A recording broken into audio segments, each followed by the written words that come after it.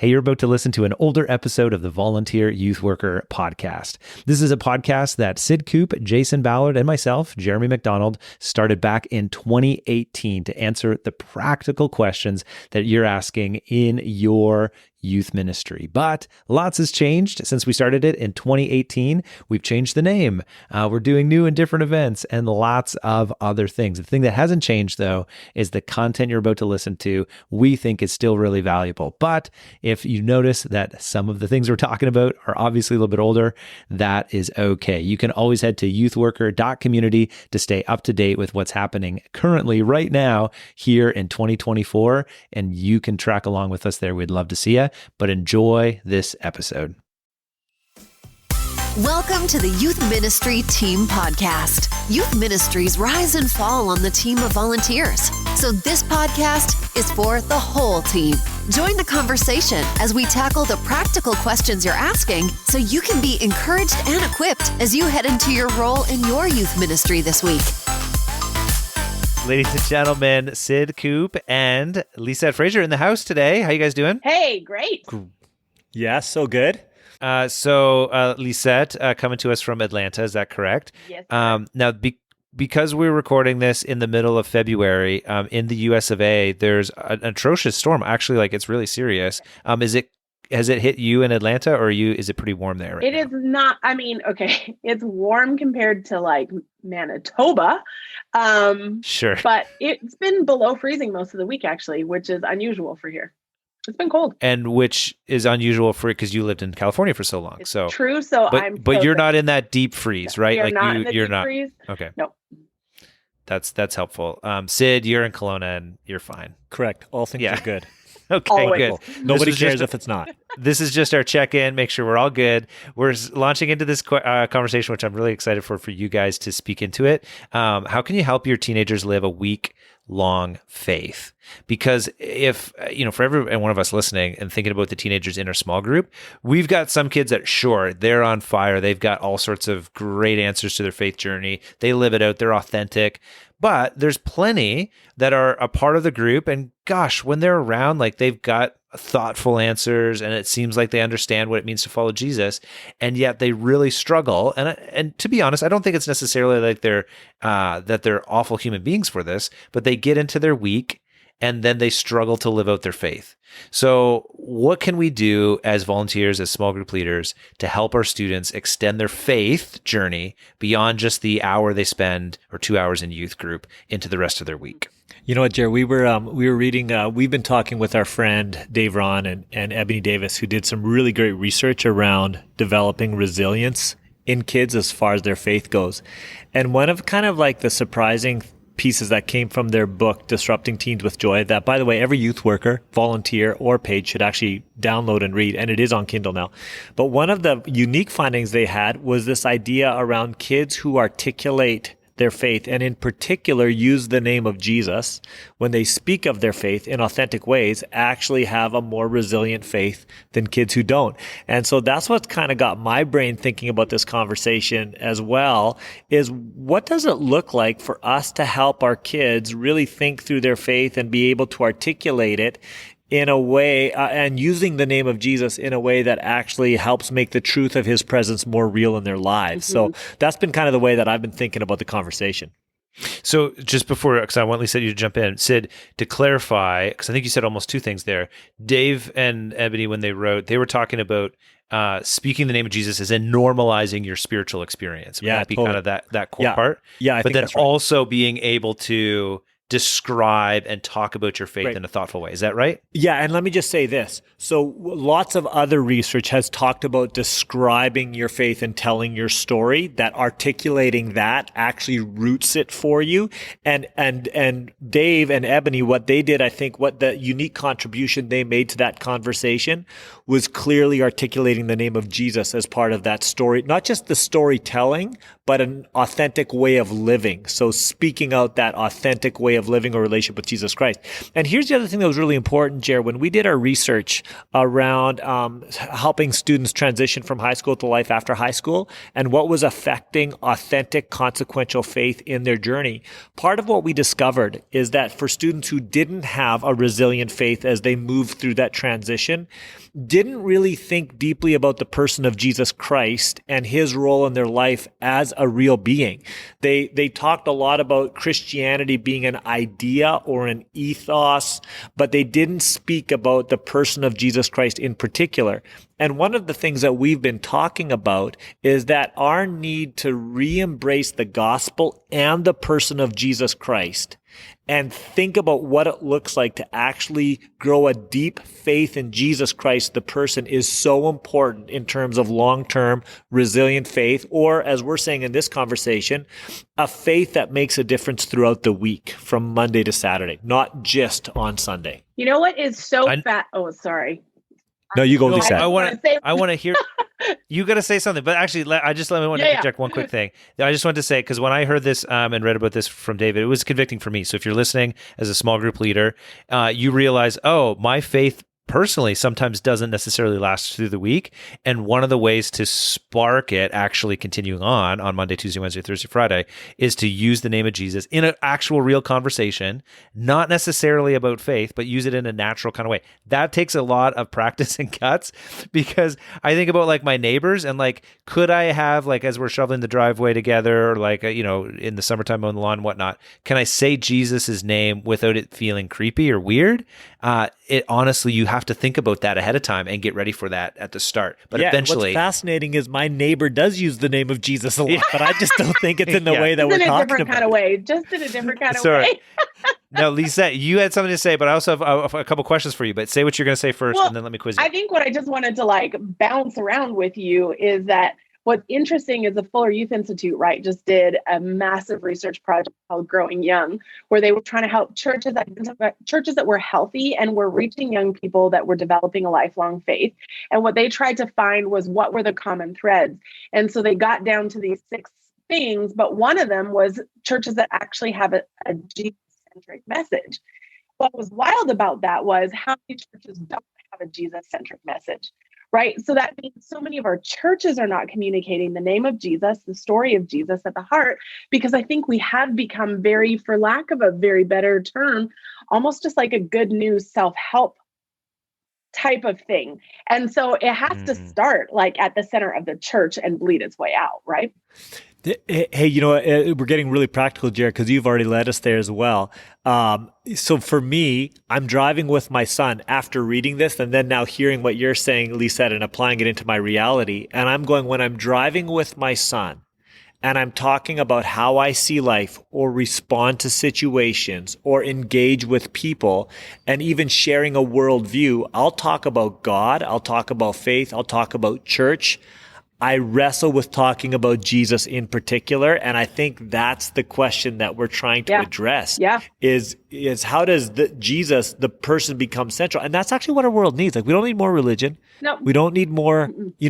God is defined in Colossians says so clearly that Jesus is the visible image of the invisible God, and consistently Paul points us to the person of Jesus Christ. And I've been challenged by his love for Jesus and articulation of Jesus as the center of the gospel. And I'm not doing that really well. And volunteers, we need to wrestle with this personally, and then we need to help our kids wrestle with this. And I think we have a few practical ways that might be helpful for that. Mm-hmm. That's really good. Okay, Lisa, my question for you is, I love that we've really started this episode at the punchline, which is what we're hoping that teenagers would do. Let's take a step back. And when we think about helping teenagers have a faith that lasts all week long, and obviously all year long and for the rest of their lives, but throughout the rest of the week, you've done ministry in a number of different contexts. So you've been in California, you're currently in Atlanta, which in some ways there's like a bit of a Bible Belt experience there. And then you've been in Canada as well, across our country.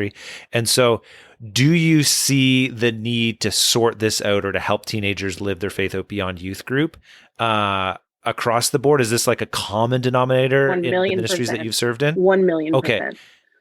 Because sometimes I think we think like, oh, this is just like my context and like my kids, but like this happens everywhere. No. This is a reality. No. I think it is a What reality. does it look like? What does it look like? Just in case there's like a small group leader that's like, my kids are all great. They all love Jesus all the time. What do we mean when we say like, man, there's some kids that their faith is like just on their youth group night and then they give it up for the rest of the week? Well, what does that turn into? Here's what I would say. I would say if I had to think about myself as someone who is committed my entire life, right, to the gospel, it's my job, guys, right? My faith is not always on point. Right. If I had to be honest, there are days I question, I doubt, I do things that I'm sure seem not very much like Jesus. So I think if we ever assume that is untrue for kids and that they're always following Jesus, that's not a fair thing to put on a kid. And we might have to question, are we creating an authentic enough space for them to be real and to be honest about where they are struggling or when they are or when they aren't? I think one of the things that I think we have to wrestle with, like, two things that are coming to mind. One is just, I think sometimes we wonder, like, why can they be so Jesus-y at church and then be the opposite at school? I think the other question is, why do they feel like they have to be Jesus-y at church and not be authentic at church? Because then we're never seeing the fullness of who they are. So I think one of my mentors challenged me as a parent to parent my kids to be the same no matter where they were. And this parent talked to me about how they used to go spend time at their kids' schools as a volunteer to make sure their kids were being the same person wherever they were. So what is their authentic who they are? And I think actually as youth leaders, the impetus is, can we do the same? Can we show up in different spaces that our students are in and then feel comfortable being the same person always? Because I think that's excellent. But then us knowing if that's who they are, wherever they are, how do we help them then grow in that relationship with Jesus?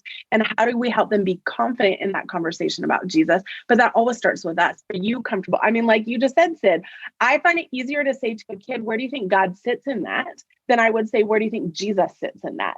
You're right. Like, just language wise, that is a faster, quicker thing to do. Or not faster, quicker. It's just more comfortable. It's more common.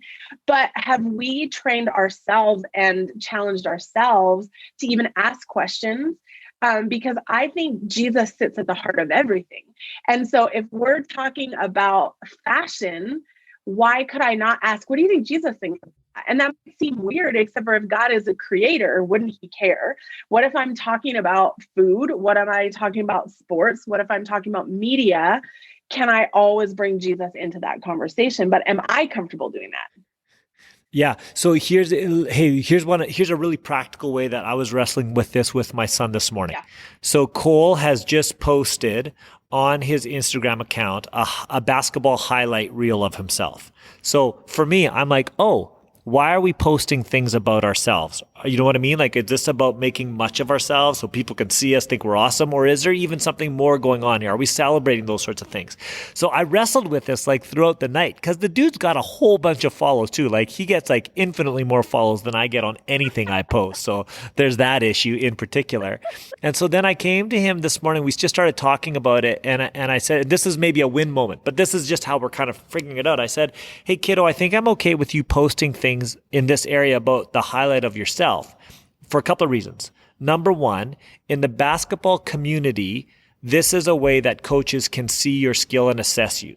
And we know that Jesus has given you a love for basketball. So that's the first thing I wanted to frame it, that this is a gifting or a joy that Jesus has given you. So we acknowledged it was Jesus. And so we want you to see if Jesus would have you express your joy in other areas beyond high school. So we framed that work there. And then we talked about the idea that, son, whatever we do in life, we want to trust that Jesus has a great plan for us. And wherever we are, we get a chance to help people see how amazing Jesus is. And so we do this as a way of exploring if Jesus would have you in these other spaces. And that's honestly our heart. You know what I mean? But I had to first wrestle with that myself, think through the language, and then have the conversation with my son. Now, my son's probably sitting there going, Dad, I just got like a bunch of follows and that's awesome. And my friends think I'm drippy. That's what he apparently he's drippy right now. But what I'm hoping will happen is that I'm giving him language and a framework in which to see and articulate life. And I think that's what we're trying to do, volunteers, is we're saying to you, you have an opportunity by the things you say and the way you say it to model for our kids a language to express a reality and a framework to see how the world really is and how God would have us in it. And I think that's really key. That's what we're talking about here. Can you guys help for everybody listening? What are some ways to normalize talking about Jesus on a day-to-day basis? Because we're going to practice it first ourselves, and then hopefully our teenagers are going to see us talking in this normal kind of way, and then we're going to equip them for it. So what are the places and ways to talk about Jesus normally? Lisette, I got a couple on the top of my mind. Do you want me to start with one first? Yep. Okay, let me give one, just practically. I think here's what I'm trying right now. In my quiet time in the morning, and your quiet time might be 2 minutes, it might be 15 minutes. Whatever it is, we actually want to encourage our kids to have a quiet time at some point.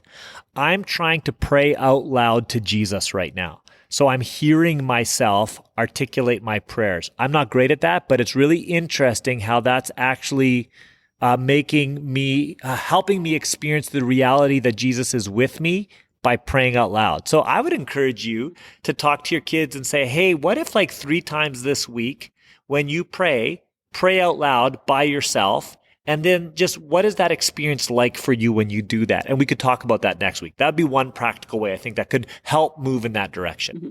That's so good. I feel like, just using the name of Jesus more often out loud helps bring comfort brings comfort just in general, but I think it makes it more comfortable to do. I think the other thing that I'm just thinking about is you talk about your friends, right? And you talk about friends that you have conversations with, and it's not as weird when that's how it sounds like what you're talking about.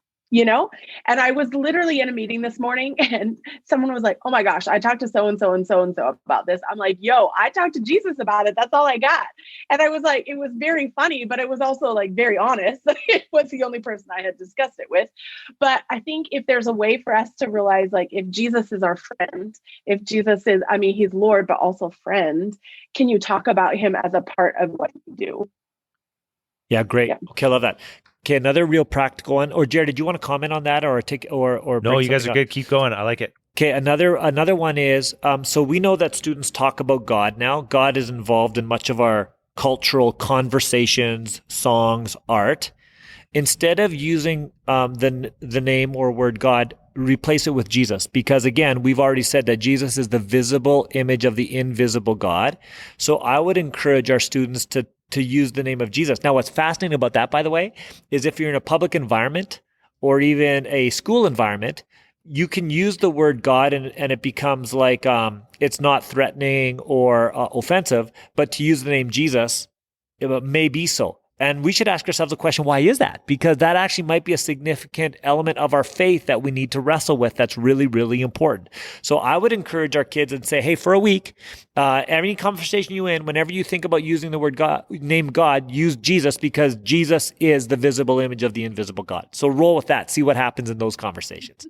And acknowledge that it might carry with it some awkwardness or put you in some difficult spaces, but you know what? That's okay. Like that's okay for our faith to put us in those places. Good. That's good. Any other ideas? I think. Yeah.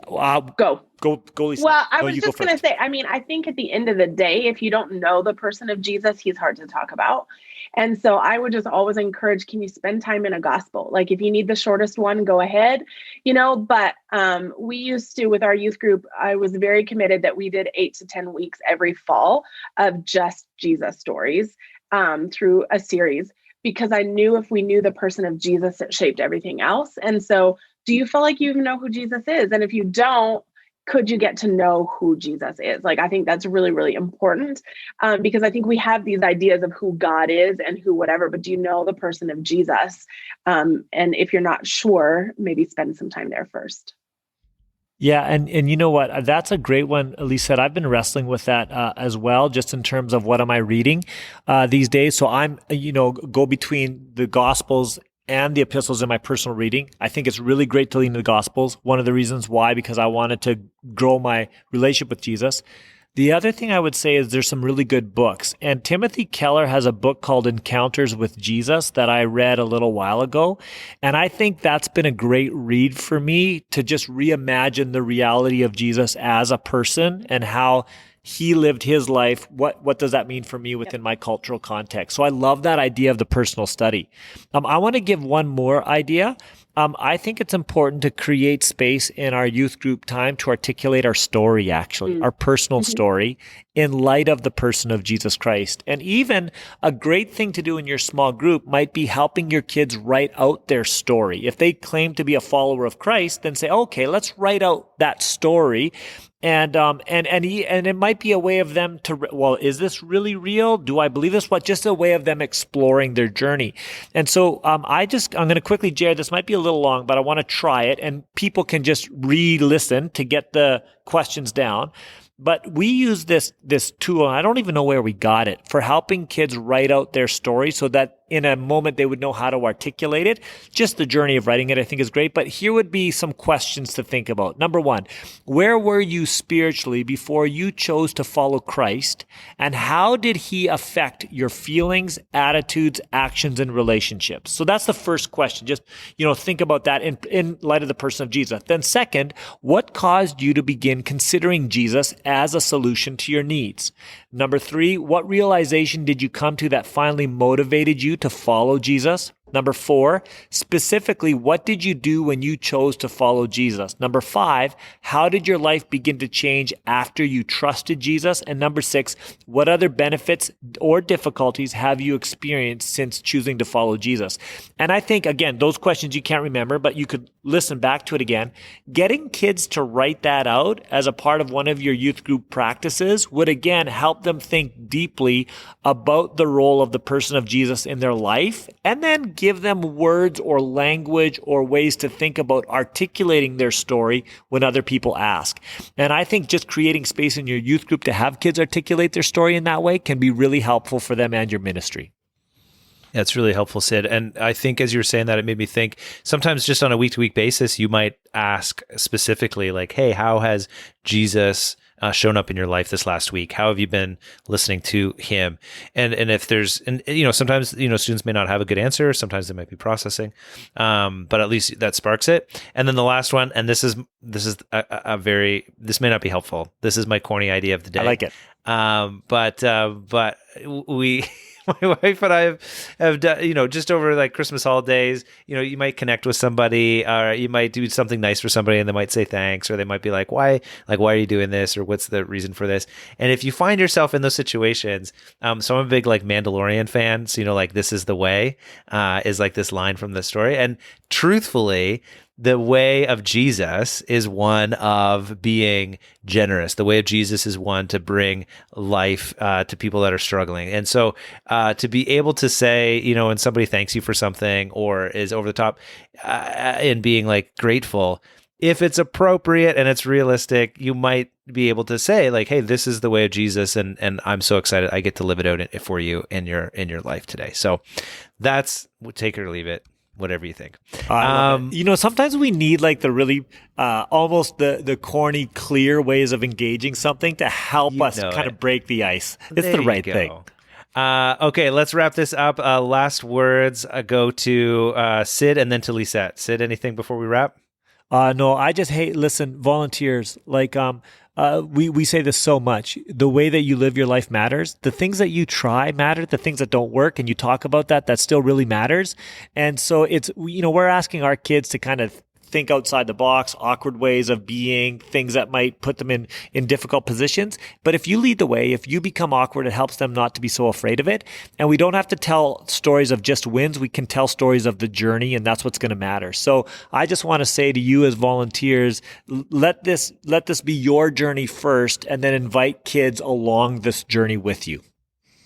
I love that. I love that so much, because at the end of the day, that's what it's about, right? Like, as Jesus followers, we're inviting others to follow us towards Jesus. And so as you follow and get closer to him, they get to do the same. So it's all about us just making every effort humanly possible to continue to grow, and don't be afraid to bumble around with it, to feel awkward, not sure. That's okay. We're all doing that. But as we go, they go, and your choice to go deeper, which you're obviously doing, that's why you're here. That's why you're listening, is amazing. So thank you for leading. And then before you go, wanted to make sure you knew we're also really grateful for today's other sponsor, Trinity Western University. They are wonderful friends of ours, and we love the work that they're doing with their students. So Trinity Western is a Christian education with degree programs wide-ranging from philosophy to physics, political studies. We've got international studies, chemistry, biology, biblical studies, leadership, arts, media, culture, all sorts of options. But you're also going to be developed as a godly Christian leader. And so that combination is so helpful. And as you're thinking about where you should be recommending students go, whatever they're thinking about in terms of their programming, you should definitely look at Trinity Western University, knowing that they're going to care not just for the vocational future of teenagers and of their students, but also the spiritual future of students. And so twu.ca, and they've got campuses both in Canada, the US. And so make sure when you're looking at your students that are graduating, that you know a little bit about Trinity Western so that you can be recommending it to them. That would be great. We'll see you back here next week for another episode of the Youth Ministry Team Podcast.